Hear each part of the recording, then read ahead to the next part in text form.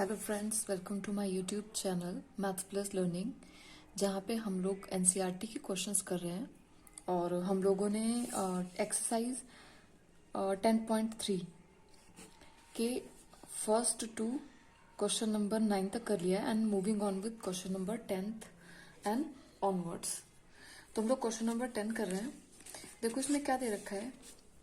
If vector A is equal to 2i plus 2j plus 3k vector B दे रखा है and vector C are such that a plus lambda B is perpendicular to vector C, then calculate the value of lambda. अब देखो इन्होंने क्या दिया है, a plus lambda B perpendicular किसके है, वेक्टर सी के। दिस इम्प्लाइज कि a प्लस लेमडा बी जो ये वेक्टर होगा उसका डॉट प्रोडक्ट सी के साथ क्या हो जाएगा, हमारा डॉट प्रोडक्ट सी के साथ में a प्लस लेमडा बी का 0 हो जाएगा। तो ठीक है, सबसे पहले a प्लस लेमडा बी हमारे पास क्या आ जाएगा, वेक्टर a है 2i plus 2j plus 3k और इसको लेमडा टाइम से मल्टीप्लाई करेंगे, वेक्टर b को i minus I plus 2j plus k। This is equal to lambda की वैल्यू यहाँ पे मल्टीप्लाई हो जाएगी और i को कॉमन लेके हम लोग डायरेक्टली कंपोनेंट्स लिख लेते हैं। 2 minus lambda i plus two lambda j 3 plus lambda के। ये हमारा क्या आ जाएगा, 2 प्लस लेमडा आई और वेक्टर सी हमारे पास हमें गिवन है 3 plus lambda j 3 i plus j. Therefore A plus lambda B dot C हमारे पास क्या हो जाएगा, 2 minus lambda i plus 2 plus lambda j plus 3 plus lambda k का डॉट प्रोडक्ट हम किसके साथ निकालेंगे, 3i प्लस जे और के का कंपोनेंट हमारे पास क्या है, 0 है। ये क्या आ जाएगा हमारा 0, क्योंकि इसने दिया है कि परपेंडिकुलर है। परपेंडिकुलर दो वेक्टर्स कब होते हैं, तो दो वेक्टर्स तब भी परपेंडिकुलर होते हैं जब उनका डॉट प्रोडक्ट क्या हो जाता है, हमारे पास 0 हो जाता है। ये हम लोगों ने पहले की वीडियोस में मैंने बहुत अच्छे से एक्सप्लेन करा है, you can go for that, I think vectors का पार्ट नंबर 3। तो ठीक है, अब लेमडा की मल्टीप्लाई आई के कंपोनेंट्स की आई के साथ होगी, जे की जे के साथ में होगी और के वालों की तो 0 हो जाएगी। तो करते हैं 3 की मल्टीप्लाई किसके साथ हो जाएगी, 2 minus lambda I dot I 1 हो गया, प्लस इस जे का जो कंपोनेंट है क्या है, वो 1 है, यानी कि 2 प्लस टू लेमडा और J dot J plus 0 is equal to 0। 6 minus 3 lambda plus two lambda की वैल्यू हमें क्या मिल रही है, 0 मिल रही है, यानी कि 8 minus lambda equal to 0। This implies lambda is equal to 8। यानी कि अगर हम लेमडा की वैल्यू 8 रखेंगे इस इक्वेशन में, तब हमें a plus lambda B perpendicular मिलेगा वेक्टर सी के। Moving on to further question number 11 है हमारे पास। देखो इसमें हमें क्या शो करना है कि mod A into vector B plus mod B into vector A perpendicular है इसके। परपेंडिकुलर का वही मतलब हो गया, दो वेक्टर्स आपस में परपेंडिकुलर कब होंगे, जब उनका डॉट प्रोडक्ट क्या आ जाए, हमारे पास 0 हो जाए। वेक्टर ए वेक्टर बी का डॉट प्रोडक्ट हमें 0 मिल जाता है, देन वेक्टर ए क्या हो जाता है, वेक्टर ए परपेंडिकुलर हो जाएगा वेक्टर बी के। तो यहाँ पर भी परपेंडिकुलरिटी की कंडीशन को देखते हैं, ये प्रूफ सेटिस्फाई करता है कि नहीं करता है। Mod of vector B into vector B plus mod of vector A into vector B plus mod of vector B into vector A का डॉट प्रोडक्ट हमें किसके साथ निकालना है, जो हमें गिवन है mod of A into vector B minus mod of vector B into A के साथ में। दिस इम्प्लाइज, अब देखो ये वाला जो मल्टीप्लाई होता है वो तो आप लोगों को पता ही है कि इस तरह से मल्टीप्लाई होता है, ये तो हम लोगों ने 7th क्लास में पढ़ा था। अब देखो इसकी मल्टीप्लाई जब इसके साथ हो रही है तो 2 बार मॉड ए आ रहा है, यानी कि मॉड ऑफ ए का square into mod of B का स्क्वायर। जब इस वाले की मल्टीप्लाई इसके साथ हो रही है, देखो साइन माइनस का आ रहा है, मॉड बी यानी कि मॉड ऑफ बी का square into A vector A का स्क्वायर। वेक्टर अब यहाँ पे नहीं भी लिख रही हूँ तो भी कोई दिक्कत नहीं है। अब इस वाले की मल्टीप्लाई इसके साथ हो रही है, यानी कि ये माइनस का साइन आएगा, mod of A mod of B और वेक्टर बी इंटू ए। अब देखो हम एक चीज जानते हैं कि जो डॉट प्रोडक्ट होता है वो कम्यूटेटिव होता है, इसको इस तरह से भी लिख सकते हैं, तो कोई इसमें कोई फर्क नहीं है। इसकी मल्टीप्लाई इसके साथ होगी, फर्स्ट वाले के साथ में, सेकंड वाले की मल्टीप्लाई फर्स्ट वाले के साथ में होगी, और साइन प्लस है तो mod of A into mod of B into A B, vector A B. यानी कि इसको अब हम थोड़ा सा सिंप्लीफाई करके लिखते हैं, mod of A square B square minus mod of B square into vector of A square minus, अब देखो mod of A B into A B plus mod of A into mod of B into A B. Mod एक तो scalar quantity होती है, तो scalar को हम आगे पीछे कहीं पे भी शिफ्ट कर सकते हैं, आंसर में कोई फर्क नहीं पड़ेगा। दूसरा, जो स्केलर अभी मैंने बताया, जो ये डॉट प्रोडक्ट होता है यानी कि स्केलर प्रोडक्ट होता है वो कम्यूटेटिव होता है, तो इनको भी इंटरचेंज करके लिख सकते हैं। अब देखो ये प्लस और ये माइनस सेम क्वांटिटी कैंसिल हो जाएंगी, हमारे पास बचा सिर्फ इतना। अब आप एक प्रॉपर्टी मैंने आपको इससे पहले की क्लासेस में बताई है, मॉड ऑफ ए स्क्वायर को हम क्या लिख सकते हैं, ए स्क्वायर, ये भी लिख सकते हैं, और ये क्या होता है, ए डॉट ए होता है। और बी स्क्वायर को हम क्या लिख सकते हैं, मॉड ऑफ बी स्क्वायर, और ये हमें क्या मिल जाएगा, बी डॉट बी। तो लिख लेते हैं इसको, ए स्क्वायर बी स्क्वायर माइनस ए स्क्वायर बी स्क्वायर, क्योंकि ये भी डॉट प्रोडक्ट है तो ये कम्यूटेटिव है, तो इंटरचेंज हो सकता है। यानी कि हमारे पास क्या आ गया, फाइनली हमारे पास क्या आ गया, 0। दैट मीन्स ये वेक्टर इसके परपेंडिकुलर है। Moving on to next question, that is question number 12। इसमें उन्होंने क्या दिया है कि अगर वेक्टर ए डॉट ए 0 है और ए डॉट बी 0 है, then what can be concluded about vector B.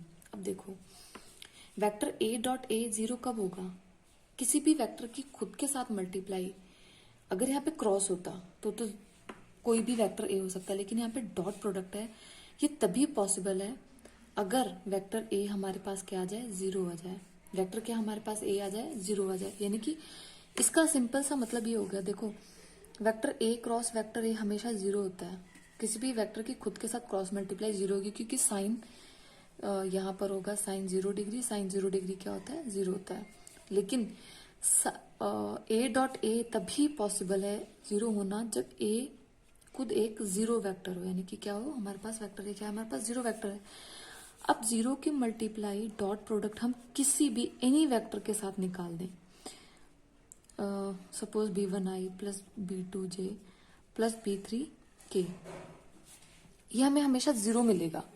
क्या मिलेगा, हमेशा हमें 0 मिलेगा, यानी कि जो वेक्टर b है कैन बी एनी वेक्टर, वो एक 0 वेक्टर भी हो सकता है। 0 वेक्टर हो गया तो दोनों का मल्टीप्लाई 0 हो जाएगा। कोई भी एनी वेक्टर यानी कि 2i plus 2j plus 2k ले लें, हम लोग कुछ भी ले सकते हैं, और इसकी डॉट मल्टीप्लाई हम किसके साथ करते हैं, 0i plus 0j plus 0k के साथ में, ये हमें क्या देगा, हमेशा 0 देगा। इस वेक्टर बी को यही जरूरी नहीं कि यही लिखे, हम लोग कोई भी एनी वेक्टर ले लेंगे और उसकी मल्टीप्लाई हमें 0 के साथ में हमेशा एक 0 ही देगा। ऑलराइट, तो B can be any vector. Moving on to question number 13। Question number 13 हमारे पास क्या दे रखा है कि अगर ए बी सी, एक यहाँ देखो मैंने लिखा नहीं है शायद, एक यूनिट वेक्टर है, क्या है, यूनिट वेक्टर्स हैं, यूनिट वेक्टर्स हैं, हाँ यूनिट वेक्टर है, तो इसकी वैल्यू फाइंड आउट करनी है। देखो हमें गिवन क्या है, हमें सिर्फ यही गिवन है, तो vector A plus vector B plus vector C, तो इसी का स्क्वायर कर लेते हैं, क्योंकि हमें पता है कि A plus B plus C का स्क्वायर क्या देगा, हमें square plus B square plus C square plus 2ab plus 2bc plus 2ca है, ठीक है। तो हमें जाएगा A square plus B square plus C square plus 2 A dot B plus 2 B dot C plus 2 C dot A. अब देखो ये तो हमें 0 गिवन ही गिवन है, ठीक है, और ऊपर से ए बी सी ये सारे के सारे क्या दे रखे हैं हम लोगों को, यूनिट वेक्टर। यूनिट वेक्टर मतलब mod of A square is equal to A square, this is equal to 1। Values put कर लेते हैं, वही हमारी मॉड ऑफ बी स्क्वायर की वैल्यू है, वही हमारी मॉड ऑफ सी स्क्वायर की वैल्यू है। मॉड लगाएं चाहे ना लगाएं, ये हमें यूनिट वेक्टर है तो इसकी वैल्यू ये है और इसकी वैल्यू ये है। 0 this is equal to 1 plus 1 plus 1 plus 2 common ले लेते हैं, A dot B plus B dot C plus C dot A, इसको left hand side and right hand side में स्प्लिट कर लेते हैं। देखो तो हमारे पास क्या आ जाएगा, 2 times of a dot B plus b dot C plus c dot a is equal to -3। यानी कि a dot B plus b dot C plus c dot a की वैल्यू हमारे पास क्या आ जाएगी, -3/2। This is your answer. ये जो हम प्रॉपर्टीज को यूज कर रहे हैं, अगर आप इसको एक बार अच्छे से समझना चाहते हैं then please go to part, I think second है हमारा, सेकेंड पार्ट है या third part, sorry it is in third part, part 3 of vector analysis. उसमें आपको ये बहुत अच्छे से मैंने एक्सप्लेन करा हुआ है, डीप में जाके आप वहां से चेक कर सकते हैं मैं इसको किस तरह से यहाँ पर यूज कर रही हूँ वैल्यूज को। राइट गाइज, तो moving on to our next question, that is question number 14। देखो इसमें क्या दे रखा, ईदर ऑफ वेक्टर ए और vector B is equal to 0 then. अब उसने क्या बोला, देखो उसने ये बोला है कि अगर वेक्टर ए और वेक्टर बी कोई दोनों में से एक भी वेक्टर इन दोनों में से अगर 0 हो जाता है तो डॉट प्रोडक्ट हमें 0 मिलेगा। सेम क्वेश्चन जो हम लोगों ने यहाँ पर करा है कि अगर एक भी वेक्टर हमारे पास, यानी कि अगर कोई भी एक भी वेक्टर हमारे पास, वेक्टर की वैल्यू हमें 0 दे रखी है, यानी कि 0i plus 0j plus 0k, दोनों की या एक की भी वैल्यू अगर 0 आती है तो हमारा डॉट प्रोडक्ट 0 आ जाएगा। लेकिन अगर डॉट प्रोडक्ट 0 है तो क्या जरूरी है कि दोनों वेक्टर 0 हो, दोनों में से कोई भी वेक्टर या दोनों वेक्टर 0 हो? नहीं, नो, ये हमारा क्या है, फॉल्स है। कैसे, अब देखो हम क्वेश्चन के थ्रू करके दिखाते हैं इसको। देखो हम लोग कोई भी एक एग्जांपल ले लेते हैं, जैसे हम लोगों ने सपोज कर लिया vector A is equal to, हम लोगों ने let vector A is equal to i plus 2j plus K, और वेक्टर भी हम लोग ले लेते हैं यहाँ पे, बस ऐसा बनाना है कि यहाँ पे 0 आ जाए। देखो i माइनस जे प्लस के, ठीक है। अब देखो a डॉट बी निकाल लेते हैं, vector a dot B vector p क्या आ जाएगा, i प्लस 2j प्लस के का डॉट प्रोडक्ट हम किसके साथ निकालेंगे, i माइनस जे प्लस के। दिस इज इक्वल टू, देखो i के साथ में 1, j की माइनस जे के साथ में -2 और ये 1, दिस इज इक्वल टू 0। देखो अब यहाँ पर क्या आ गया, this implies a dot B, हमारे पास क्या आ गया, 0 आ गया।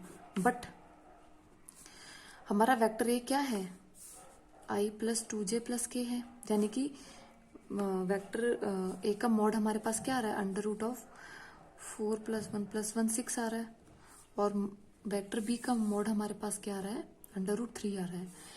यानी कि कन्वर्स ट्रू नहीं है, कन्वर्स नीड नॉट ट्रू, क्योंकि हम कोई भी दो वेक्टर ऐसे ले सकते हैं जिनको हम डॉट प्रोडक्ट 0 निकाल दें, लेकिन वो 0 वेक्टर ना हो, राइट। तो इसका कन्वर्स ट्रू होगा ऐसा हमेशा पॉसिबल नहीं है, किसी केस में ये पॉसिबल हो सकता है। लेकिन अगर हम ये दिखा दें कि a डॉट बी, दो वेक्टर्स का हमारे पास क्या आ रहा है, 0 आ रहा है, लेकिन वो दोनों वेक्टर आपस में या दोनों वेक्टर अलग अलग भी 0 नहीं है, जैसा हम लोगों ने इस एग्जांपल के थ्रू दिखाया है। Moving on to question number 15। Question number 15 हमें क्या कह रहा है, एबीसी क्या है, हमारे पास वर्टेक्स दे रखे हैं किसी भी ट्रायंगल की। अब देखो वर्टेक्स, ये एरिया ऑफ ट्रायंगल और इन सब में मैंने बताया था कि जब भी हमें वर्टेक्स दे रखी होती है, जब भी हमें क्या दे रखी होती है, वर्टेक्स दे रखी होती है, तो हमें साइड्स निकालनी होती हैं। हमें ये सिर्फ वर्टेक्स दे रखी हैं, हमें साइड्स, ये वाली जो साइड है वो हमें निकालनी है, हमें ये साइड निकालनी है। देखो एंगल में क्या फाइंड आउट करना है, एंगल एबीसी, यानी कि हमें ये एंगल फाइंड आउट करना है, तो हम ये वाली साइड नहीं फाइंड आउट करेंगे, हमें इसकी कोई जरूरत नहीं है, कोई टाइम वेस्ट करने का कोई फायदा नहीं है। तो साइड जो हमारे पास साइड ए बी है, यानी कि वेक्टर ए बी हमारे पास क्या आ जाएगा, हम लोग निकालते हैं, तो ये हमारे पास क्या आ जाएगा, देखो वेक्टर ए बी निकालने के लिए हम बी में से वेक्टर ए को माइनस करेंगे, जहां पर अब पहुंचना होता है उससे हम पहले वाले को माइनस करते हैं, ये मैंने पहले आपको बताया। तो बी में से ए को माइनस कर दिया जाएगा हमारे पास -2 और -2 -3, और फिर हम निकाल रहे हैं बी सी वेक्टर, वो हमारे पास आ रहा है, सी में से बी को माइनस कर रहे हैं तो हमारे पास आ रहा है इट इज 1, 1, 2, सी में से बी को माइनस करेंगे, ये वेक्टर निकालने के लिए हम लोग इस सी में से बी को माइनस कर रहे हैं। तो हमारे पास क्या आ रहा है 1,1,2 राइट।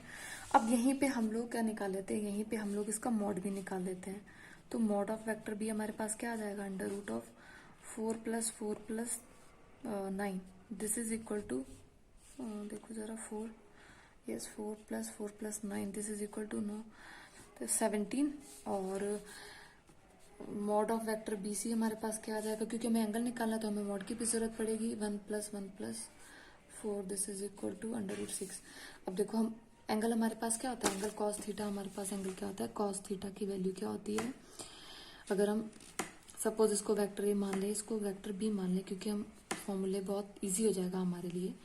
तो A dot B upon mod A mod B, यही हमारे पास होता है। ठीक है, अच्छा तो ए हमारे पास वेक्टर ए है और बी ए है, तो इसका डॉट प्रोडक्ट हमारे पास क्या आ जाएगा, हम इसको मल्टीप्लाई कर लेते हैं। हमारे पास डॉट प्रोडक्ट आएगा -2 एंड -6 और अपॉन में हमारे पास क्या हो जाएगा under root of 17 into under root of 6।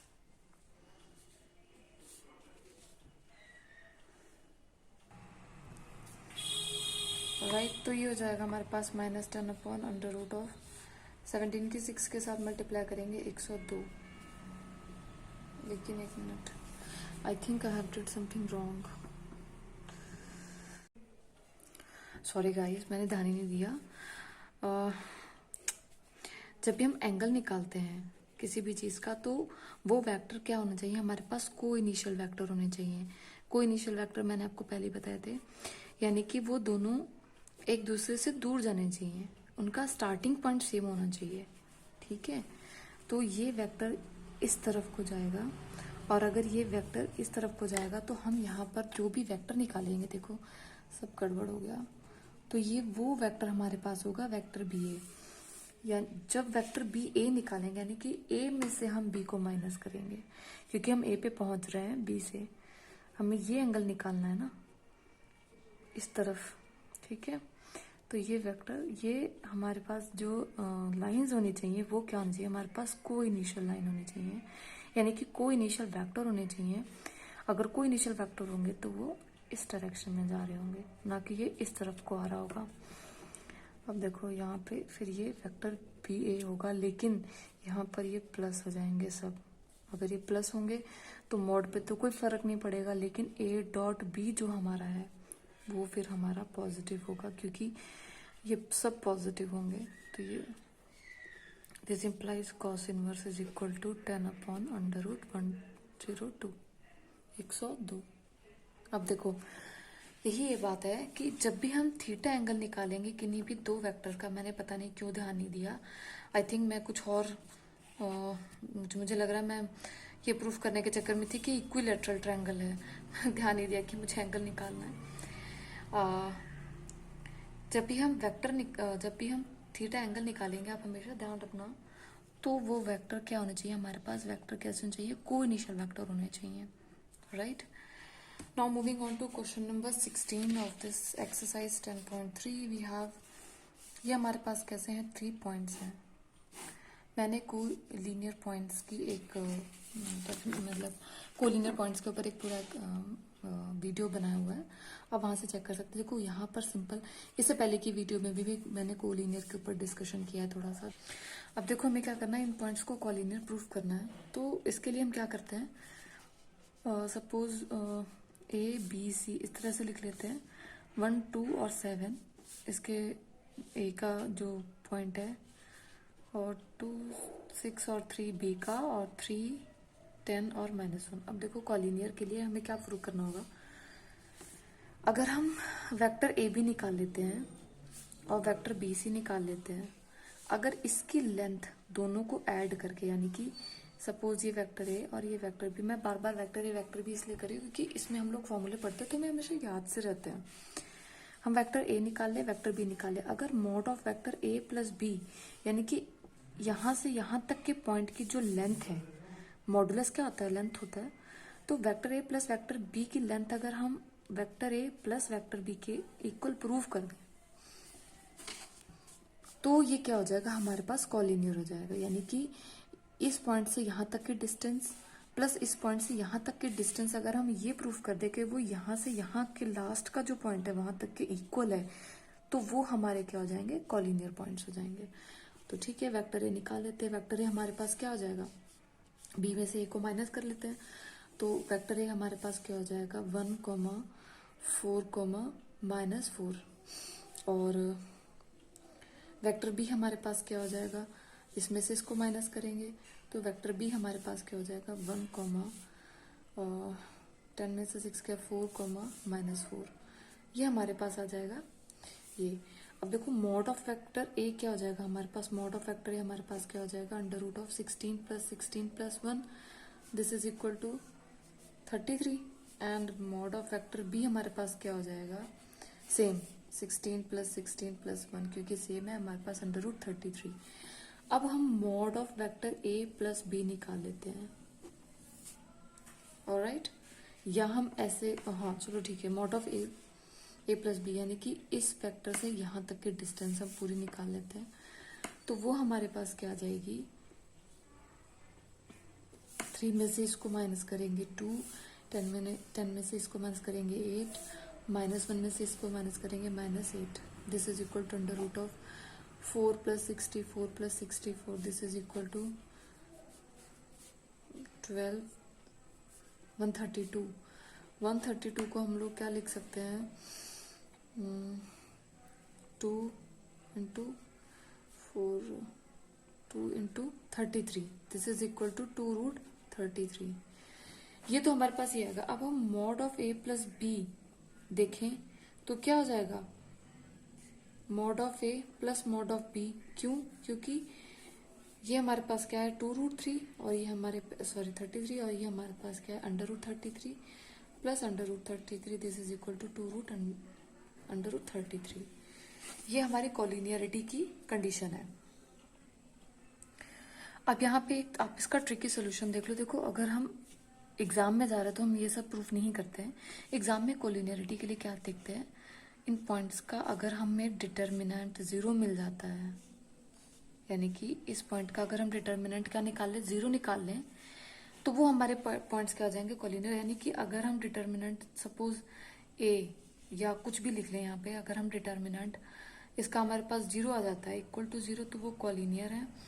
Not equal to 0 आता है तो वो हमारे पास कॉलिनियर नहीं है, यानी कि वो एक ट्रायंगल फॉर्म करता है। तो ठीक है, देख लेते हैं।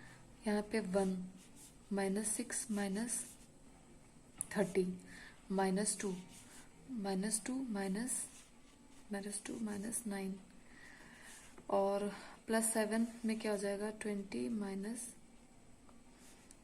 -18। देखो यहाँ से क्या आ रहा है हमारे पास, -36 और ये हो जाएगा 9 और 2 11, और ये हो जाएगा हमारे पास प्लस का 22, और ये हो जाएगा हमारे पास 7 में 2 मल्टीप्लाई होगा, ये हमारे पास क्या हो जाएगा 14। देखो -36 + 36 दिस इज इक्वल टू 0, यानी कि ये पॉइंट कॉलिनियर है। यानी कि अगर हम डिटर्मिनेंट की वैल्यू, इफ डिटर्मिनेंट की वैल्यू हमारे पास 0 आती है, देन पॉइंट्स आर कॉलिनियर। और अगर डिटर्मिनेंट की वैल्यू 0 नहीं आती है, then points are not collinear. Right, ये हमारा इसका क्या है, शॉर्ट ट्रिक है, जो हम कॉम्पिटिटिव एग्जाम वगैरह में यूज करते हैं। बट अगर आप नॉर्मली एग्जाम्स में जा रहे हो, आपके बोर्ड एग्जाम्स में, तो आपको इस तरह से करना है। Right, so moving on to और next question, I think it's last one. Question number जो 17 है, क्वेश्चन नंबर 17 मैंने अपनी पहले की वीडियोस में कराया हुआ है आपको, question number 17। So I am not going with that, और मैं क्वेश्चन नंबर 18 पे मूव करें। देखो क्वेश्चन नंबर 18 बहुत इजी है। देखो इसमें क्या दे रखा है, कोई भी एक ए नॉन जीरो वेक्टर, यानी कि ए इज नॉट इक्वल टू 0 और हैविंग सम मैग्नीट्यूड, और हैविंग सम मैग्नीट्यूड ए, यानी कि इसका मैग्नीट्यूड क्या हमारे पास ए है, यानी कि मॉड ऑफ ए का square is equal to A. Lambda क्या है हमारे पास, कोई भी एक नॉन जीरो वेक्टर है, स्केलर है, सॉरी नॉन जीरो स्केलर होता है, सॉरी ये। तो लैम्डा ए अगर यूनिट वेक्टर है तो लैम्डा की वैल्यू क्या होगी। देखो हमें यहाँ पर क्या दिखाना है, देखो lambda A is equal to unit vector यानी कि 1। यूनिट वेक्टर की आपको डेफिनेशन पता ही थी मैंने कि यूनिट वेक्टर कब होता है, जब उसकी वैल्यू क्या हो जाए, एक 1 के इक्वल आ जाए, तो वो हमारे पास क्या हो जाता है, यूनिट वेक्टर आता है।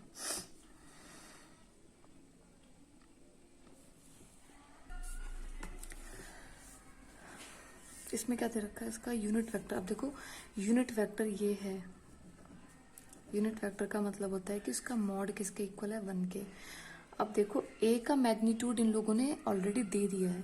ए का मैग्नीट्यूड क्या है, since magnitude of A is equal to A, vector A का मैग्नीट्यूड ए है, तो ए तो इससे बाहर आ जाएगा, A into mod of lambda is equal to 1, यानी कि लैम्डा और ए की जो रिलेशन बनेगी वो हमारे पास क्या बनेगी, A is equal to 1 upon mod of lambda और mod of lambda is equal to 1 upon A.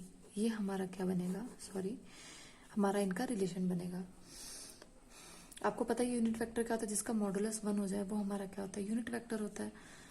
Unit vector हमें ये दे ही रखा है कि लैम्डा ए जो है वो हमारा एक यूनिट वेक्टर फॉर्म करता है, और ए का मैग्नीट्यूड ए दे रखा है, यानी कि इसका मैग्नीट्यूड यानी कि मॉड ऑफ ए की वैल्यू क्या है, हमारे पास 1 है।